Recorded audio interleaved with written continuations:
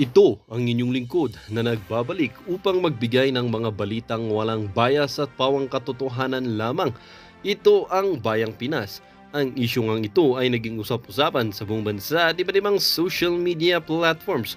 Ngunit bago tayo magpatuloy sa video ay tayo muna po ay magbasa ng mga komento at hinaing ng ating mga mamamayan at ng mga netizen.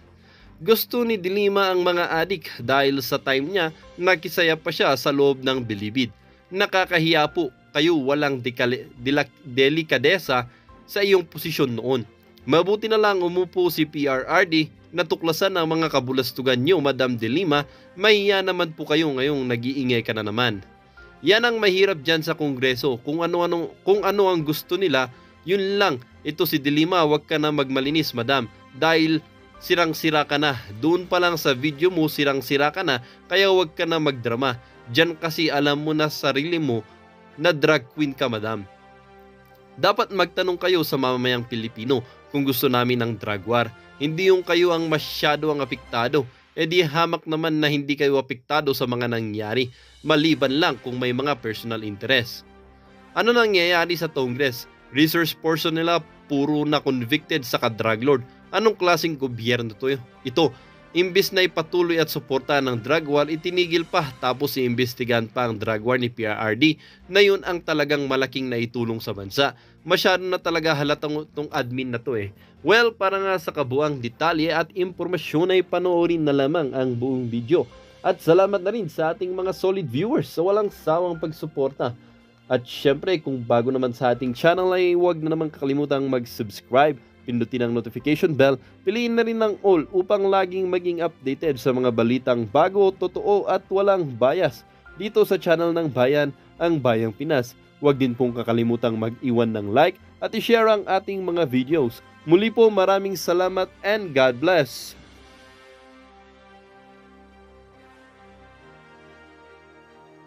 Bong Teves, you have 10 minutes. Good afternoon, Mr. Chair. Former Senator Laila de Lima earlier said, address to Colonel Expedido, magsabi ka ng totoo. May I ask to the Colonel Expedido, ano ba ang ibig sabihin ni former Senator Laila de Lima na magsabi ka ng totoo? Your Honors, Mr. Chair, halata naman no na na-dismiss niya yung kaso niya na parang sinabi niya talaga na inosente siya. Sa akin naman nung mag-umpisa, sa Senate pa lang, sinabihan ko na the truth will set her free.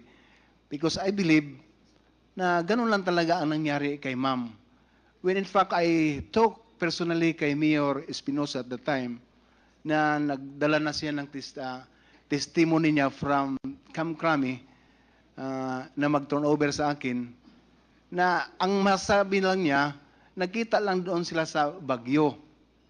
So, sa akin as Chief of Police at dati investigator, hindi man kadali gano'n na mag-file tayo ng complaint sa isang dala lang ang pangalan.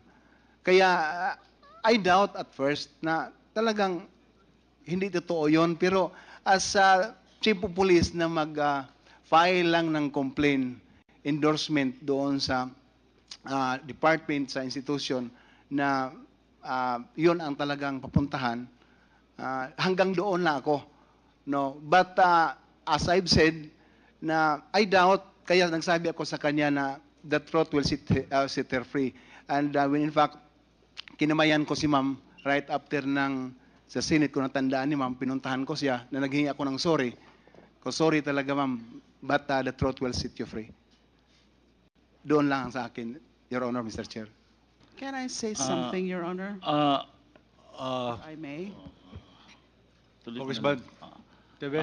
Former Senator Laila de Lima, ma'am, yun po ba ang gusto mong ipaalam o gusto mong mangyari na sabihin, ano ba talaga po ang gusto mong sabihin kay Colonel Espinido na magsabi siya ng totoo? Senator. Okay. nasagot na ho niya ng konti, partially, yung gusto ko sanang marinig sa kanya. Na sinasabi niya na the truth shall set you free.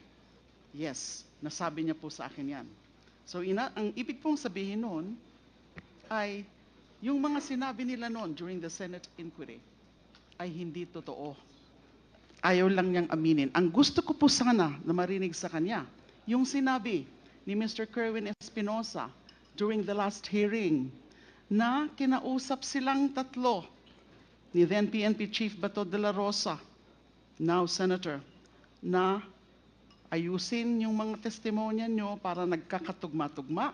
Although I think Colonel Espinido will remember na kahit nga ganun na yung kanilang naging guidance or instruction from then PNP Chief Bato de la Rosa, hindi pa rin naging tugma yung kanilang mga sinabi during the Senate inquiry. Kasi in the first place, yung kilala ba ni Mr. Espinido, si Ronnie Dayan, kilala ba ni Kerwin Espinosa, si Ronnie Dayan, sinasabi na, sabi ni Kerwin Espinosa, na-meet daw niya si Mr. Ronnie Dayan through Colonel Espinido.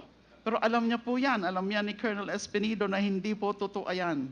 Yung sinasabi about yung nagkita sa Burnham Park, yung pinakita po nilang supposed evidence of my alleged involvement in the illegal drug trade of Mr. Kerwin Espinosa ay yung picture na yan na pinapakita na mukha ngang nasa Burnham Park. Ang mukha ngang nagkita kami doon o na whatever, yung hindi ko alam kasi hindi ko naman siya kilala nung minute ko siya o na-meet ko sa Burnham Park kasi ang dami pong nagpapapicture doon. So the first time that I saw Mr. Kerwin Espinosa was nung nag-appear na siya sa Senate inquiry. Yun po sana yung gusto kong malinawan sa kanya. Tama ba yun? Sinabi ni Kerwin Espinosa na actually kinausap silang tatlo para maging tugma-tugma yung kanilang script. Mr. Chair, may I ask Colonel Espinido to respond sa sinabi ni former Senator De Lima. Kasi unang-una, sa nakikita ko po na pag-uusap ngayon, parang lumalabas, isa po sa mga players, si Colonel Espinido sa pagkakakulong ni Senator De Lima. Dahil yung mga, as a Chief of Police, tama po kayo, nagbe-base po kayo sa mga testimonya. Pero, ibig sabihin, alam nyo, yung testimonya ng mga binibase nyo is may kunting mali na hindi tama.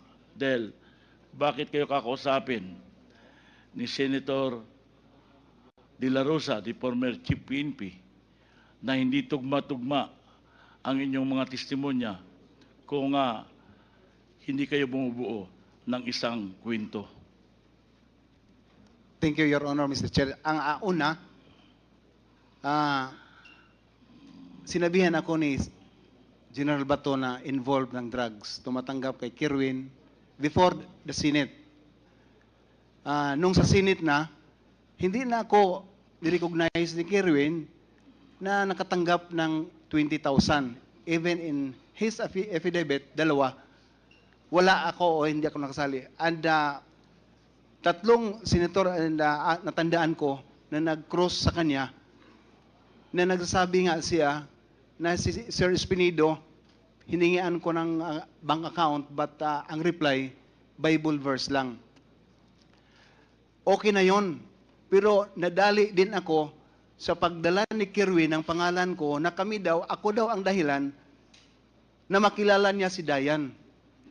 At the time, Your Honor, Mr. Chair, nagvoluntary ako pagbigay sa Senate ng cellphone ko. Na ma-check lang na may number si Dayan sa cellphone ko. Resign ako kaagad. Wala na, nag-wave na ako kaagad, walang abogado, sinabi ko. Kasi hindi yun makapagtanggi tayo or makapagsinungaling kung nandyan talaga ang cellphone ni Dayan sa cellphone ko. Kung kilala kami ni Dayan, talagang may number ako sa kanya.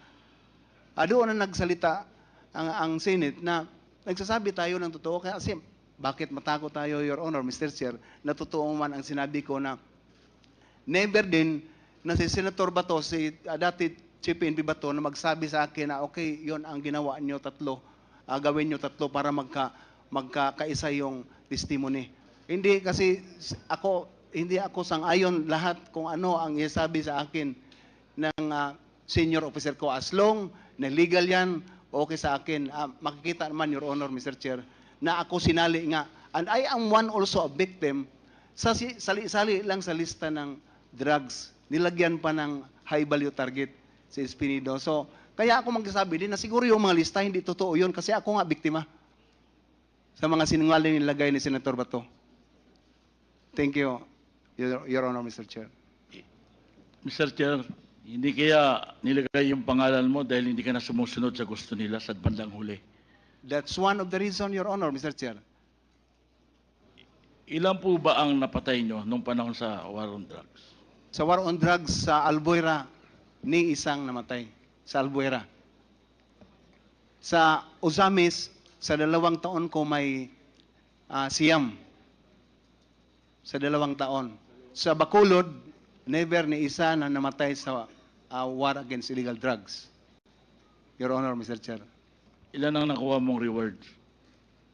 Kung reward lang, matandaan ko, Your Honor, Mr. Chair, kasi may resolution ang Ozamis, si Mayor Aldong Paruhinog at the time, na kung may makahuli ang pulis ng isang malaking drug pusher, may 100,000 na ibigay from the local government unit. So nakakuha kami ng 600,000. Nakatanggap together with the presence of the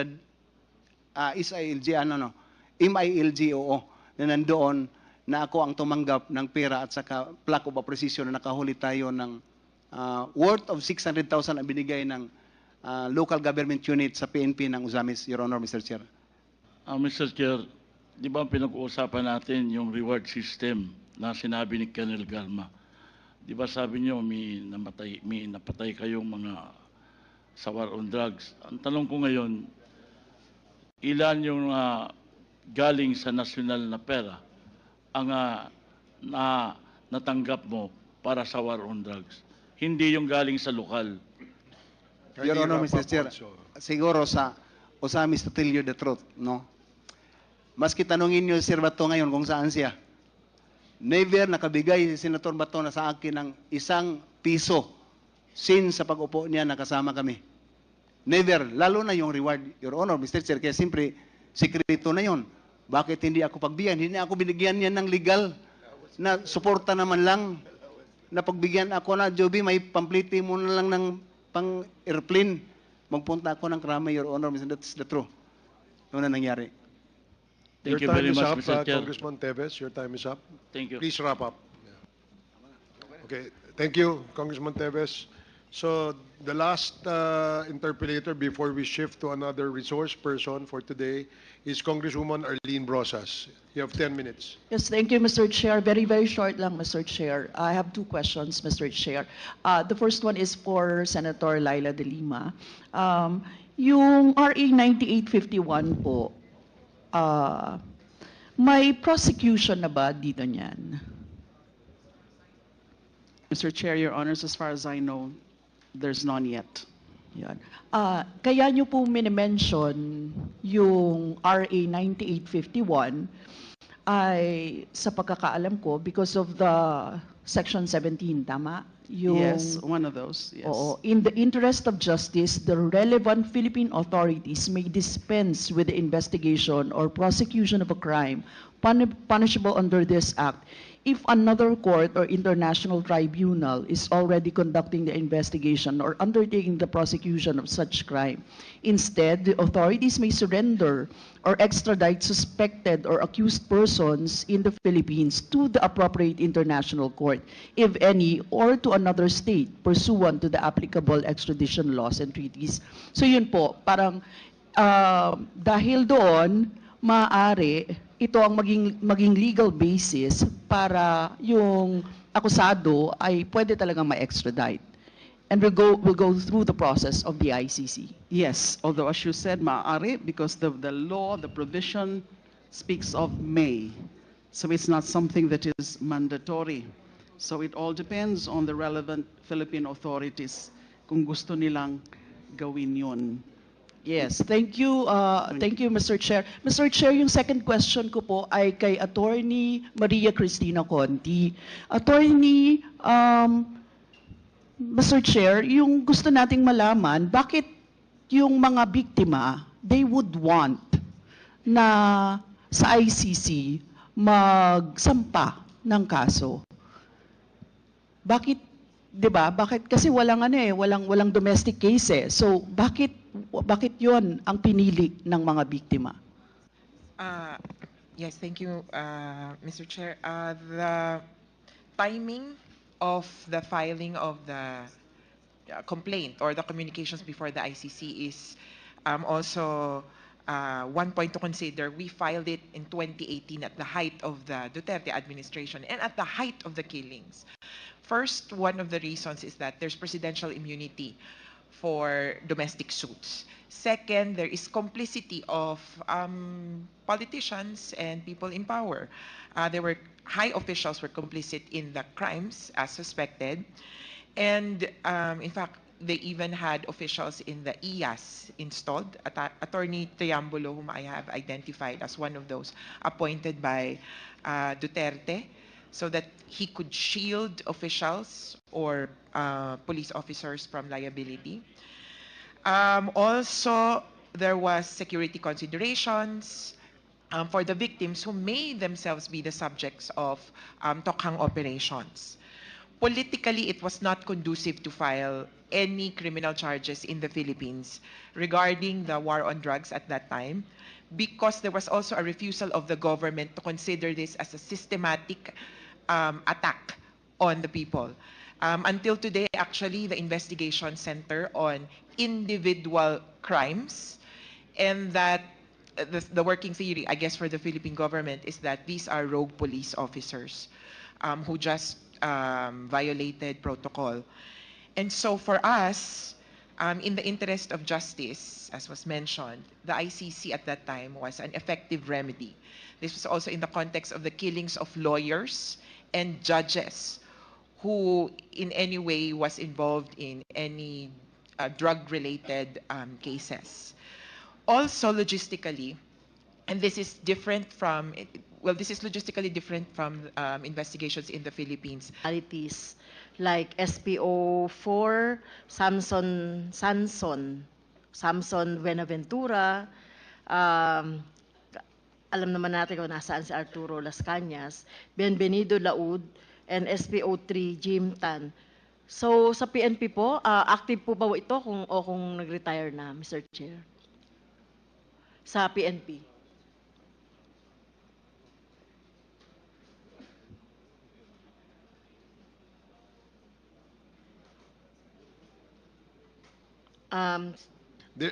Earlier, Congressman Paduano moved for the issuance of a show cause order to For them. Sunny Sanson Buenaventura and Sanson Buenaventura one and the same? I believe so, Your Honor. Okay. So there was already a motion okay. to issue a show cause order. Yes, thank you, And Mr. Chair. may I know what's the name of that gentleman over there? What? Sir, good afternoon. Brigadier General Chinayog, the Acting Director of Personnel and Records Management ng PNP po, sir. As to the question of the good Congresswoman, we will find out sa aming records, sir, kung existing na tao. And we will give the feedback. Thank you, sir. Okay, thank you. Thank you, Congresswoman Castro, please Thank you, proceed. Mr. Chair.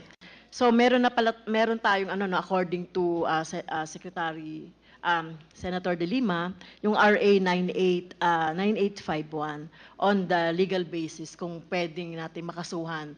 So pwede na po ba itong magamit ng ating mga pamilya na biktima ng EJK to prosecute po yung si Duterte at saka iba pang mga perpetrator ng EJK? Opo, malinaw naman po that it covers crimes against humanity. Na yung EJ case, yung the magnitude, the extent of the EJ case na nakita natin, na lumalabas na ngayon, at yung mga testimony ng mga families and other sources din. Now, it's certainly a case of a crime against humanity, specifically of murder. Kasi systematic and deliberate targeting of a civilian population. And we are talking about the alleged drug offenders. Yes, okay. Thank you, Mr. Chair.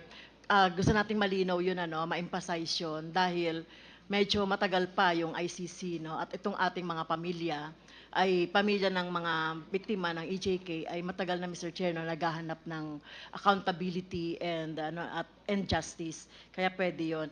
About yung pattern in criminality, di ba sinasabi ng ICC na parang wala pa silang nakikita. So yung example po ng pattern sa Davao, yung DDS, as regards to the national, hindi ba meron na yung pattern? Kasi sa instruction, according to the testimony of Garma, sinasabi na ipapattern yung national scale na tokhang or yung yung war on drugs on the Davao So, di ba meron na siyang pattern, Mr. Chair?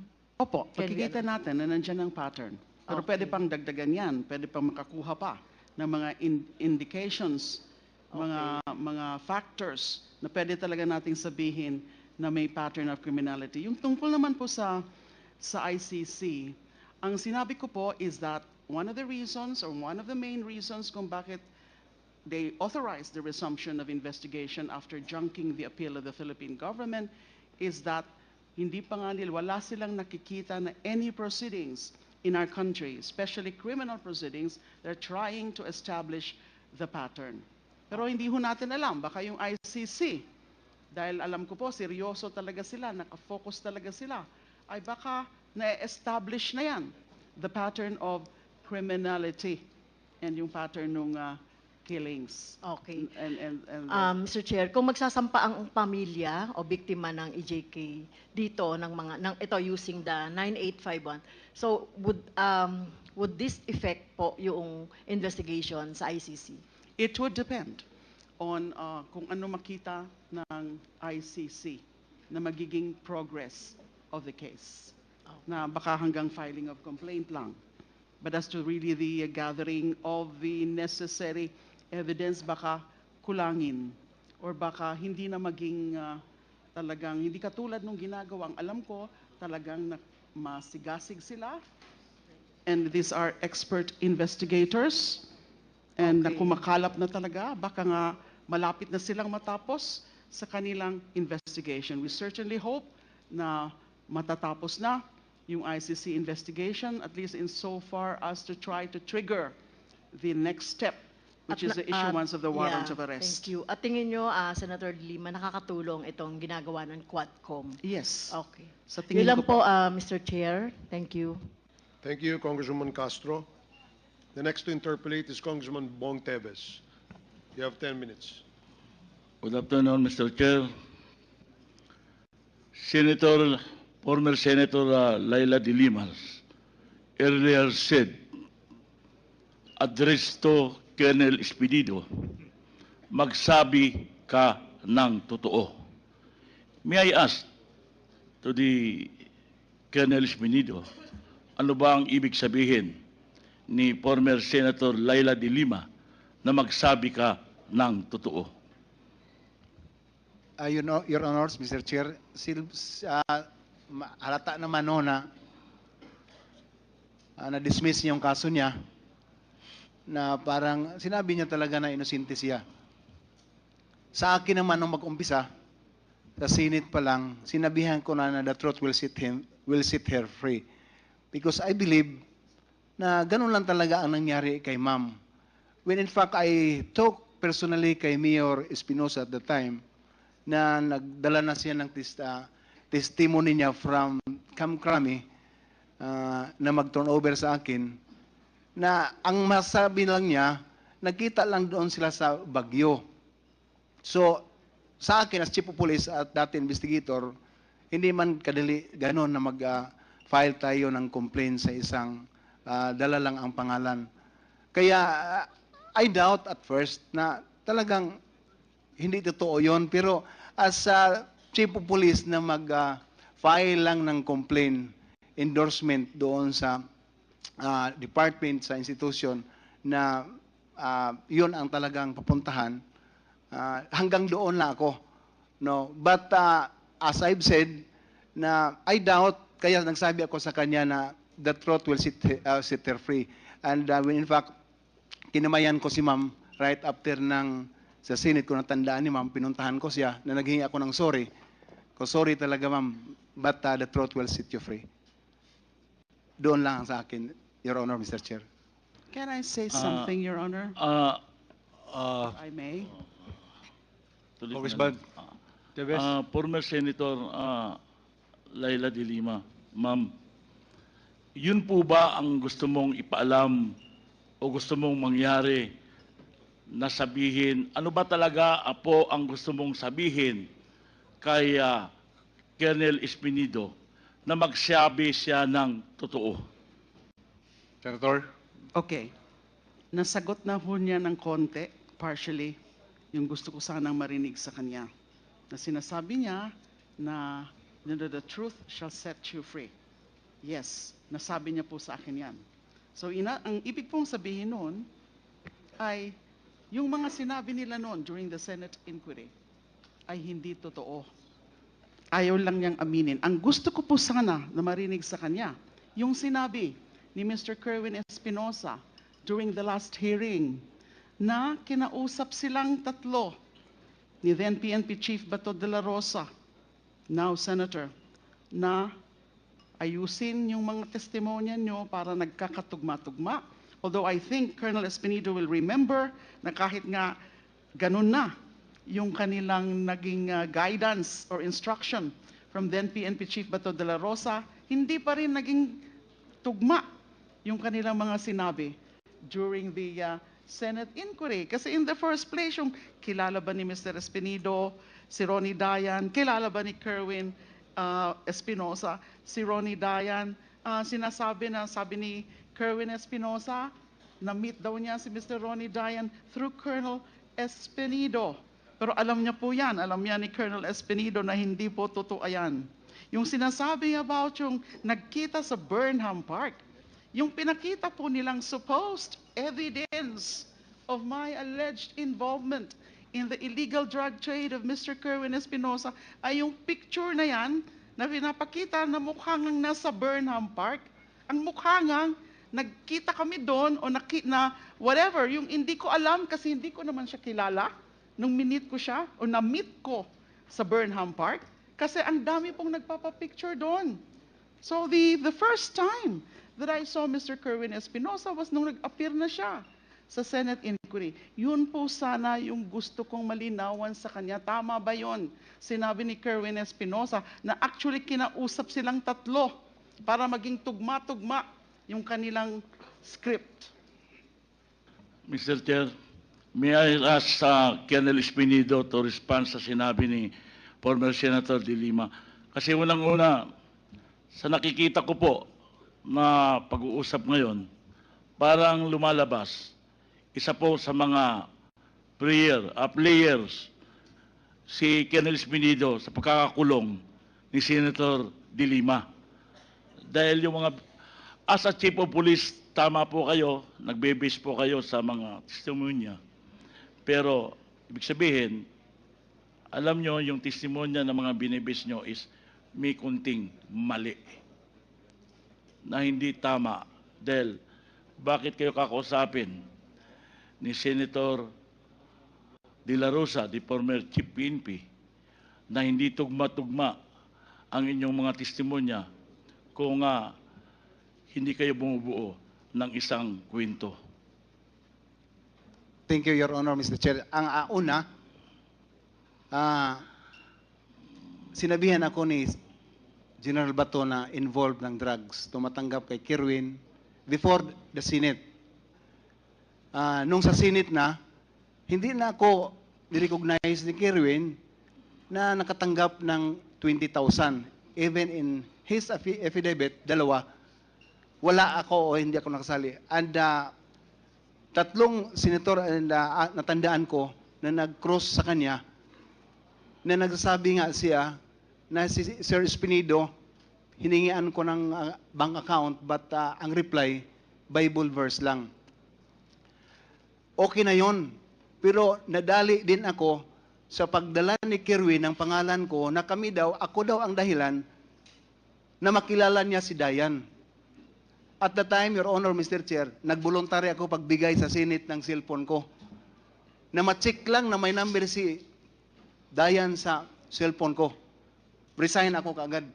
Wala na, nag-wave na ako agad, walang abogado, sinabi ko. Kasi hindi yun makapagtanggi tayo or makapagsinungaling kung nandyan talaga ang cellphone ni Dayan sa cellphone ko. Kung kilala kami ni Dayan, talagang may number ako sa kanya.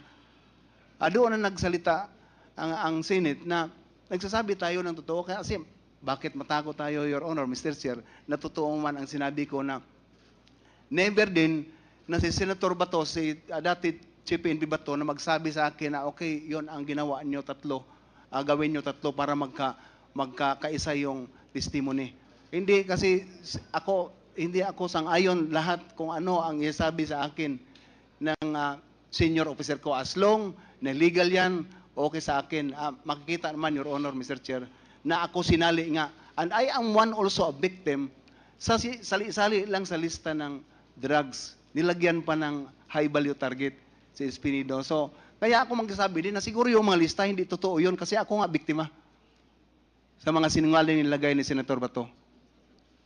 Thank you, Your Honor, Mr. Chair. Mr. Chair, hindi kaya nilagay yung pangalan mo dahil hindi ka na sumusunod sa gusto nila sa bandang huli?